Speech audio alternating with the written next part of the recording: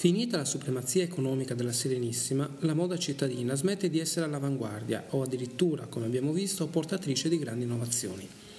Venezia è ormai diventata una città periferica rispetto ai commerci con l'Oriente ed al contrario, sfruttando le grandi risorse manifatturiere della terraferma e del centro storico, inizia una fase produttiva che le permetterà di sopravvivere sino all'arrivo di Napoleone.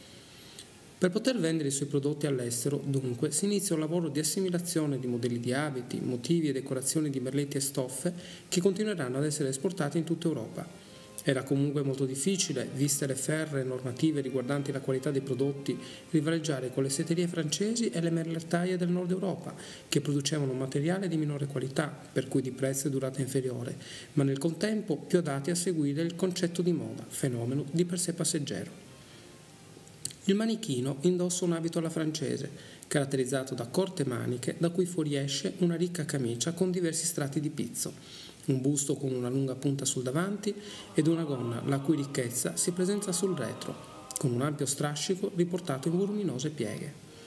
A Venezia, dunque, si guarda la moda ad Oltralpe, semplificando e interpretando i dettami, pur conservandone le caratteristiche principali di opulenza nella qualità di uso e di stoffe pregiate. La sopravveste prende il nome di manteau, francesismo che denuncia come sia questo stato che si guarda per l'invenzione dei modelli, ed è caratterizzata da un grande dappeggio sostenuto sul sedere da un cuscinetto. Per contenere i ricchi sbuffi delle camicie, i guanti si caratterizzano per i grandi paramani che venivano ricamati con seta e paillette.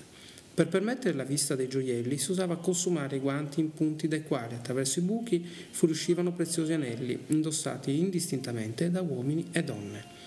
Questo dava un effetto naturale senza ostentazione, sempre caro ai veneziani. Guanti e manicotto venivano sostituiti in estate dai ventagli. Oramai comunemente diffusi quelli a stecche che, esistenti dall'inizio del secolo, non avevano trovato particolare diffusione a causa della loro fragilità e nel contempo poca utilità, diventano un modo per mostrare opulenza. Le stecche in avorio cesellato e lavorate con materiali preziosi si arricchivano di pizzi fissati con pietre preziose e lavorati con filo d'oro. Il Senato cercò di vietare quelli di pizzo ricamati, inutili se non per mostrare ricchezza, incoraggiando l'uso delle più comuni ventole di carta con vedute bucoliche o della città stessa, che esportate avrebbero contribuito alla diffusione del mito di Venezia. La conciatura ritorna ad essere più naturale, non si variano proporzioni della fronte né del viso ed i lunghi capelli vengono pettinati in ricchi chignon, da cui fuoriescono lunghi ricci liberi che ricadono, per quantità di perle ed elaborazione, le ricche pettinature quattrocentesche, descritte da Piero della Francesca, ma più femminili e provocanti. La fontage, una sorta di alta cresta in pizzo con una cuffia che conteneva ordinatamente i capelli, era il tipico accessorio che veniva indossato in occasioni pubbliche, di invenzione francese ma subito adottato in Olanda e nei Paesi Bassi, ove tuttora è un elemento del costume tradizionale. Ironia della sorte, l'uomo veneziano che aveva rifiutato i pantaloni a zucca nel Rinascimento adotta immediatamente e conserva per lungo tempo una moda che, Oltralpe, ebbe una breve vita, sostituita dai pantaloni di invenzione veneziana. L'Arengrève era un pantalone molto ampio che si fermava sopra il ginocchio, talmente ricco ed ampio da sembrare una gonna, come quelle indossate dagli eroi romani dell'antichità, e per questo adottata prima nei teatri e poi nella vita quotidiana della corte francese.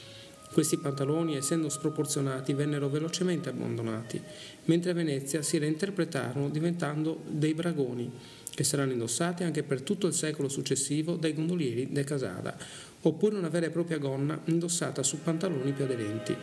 Sopra la Ringrève si indossava un corto farsetto che riproporzionava il corpo, altrimenti reso tozzo dalla larghezza delle gambe, e un mantellino semplicemente annodato al collo. Questa moda era talmente relegata nei confini cittadini che non ebbe alcuna forma di diffusione e per questo si è scelto di esporre un abito alla francese che negli accessori e nella ricchezza influenzerà l'epoca successiva della moda veneziana, che non troverebbe ragione se non ne conoscessimo questo archetipo. L'uomo del tardo Seicento è immediatamente riconoscibile per la grande parrucca che con fogge diverse diventerà un accessorio che sarà indossato per tutto il Settecento.